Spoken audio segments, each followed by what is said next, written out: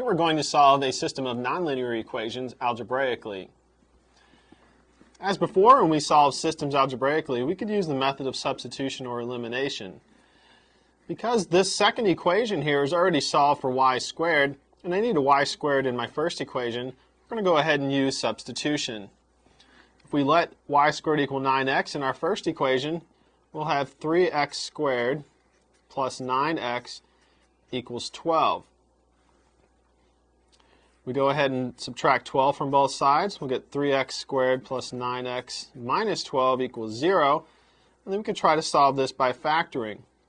Before we do that, we'd like to go ahead and divide through both sides by 3, since each of these coefficients has a common factor of 3. If we do that, we'll get x squared plus 3x minus 4 equals 0. Which gives us some smaller numbers to work with.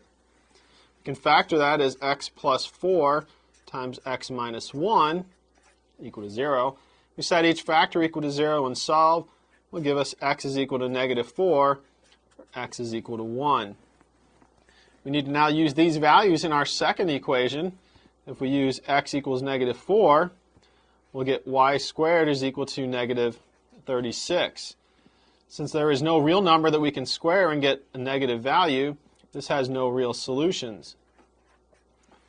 If we let x equal 1, we'll get y squared is equal to 9, which gives us that y is equal to plus or minus 3. So we'll get two solutions here. Our two ordered pair solutions will be 1, negative 3, and 1, positive 3. When solving systems of nonlinear equations, it's often helpful to kind of get a visual idea of what's going on before we actually try to solve it. In this particular case, our first equation is actually the equation of an ellipse that's centered at the origin, and our second equation is the equation of a parabola that's open to the right. So if we think about what situations could happen, if we have an ellipse, the parabola opening to the right could miss the ellipse, and so we might get no solutions.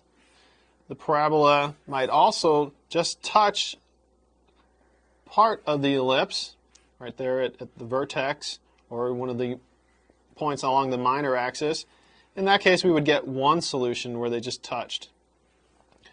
Another possibility would be if the parabola has a vertex that's inside the ellipse. And in that case, we would get two solutions.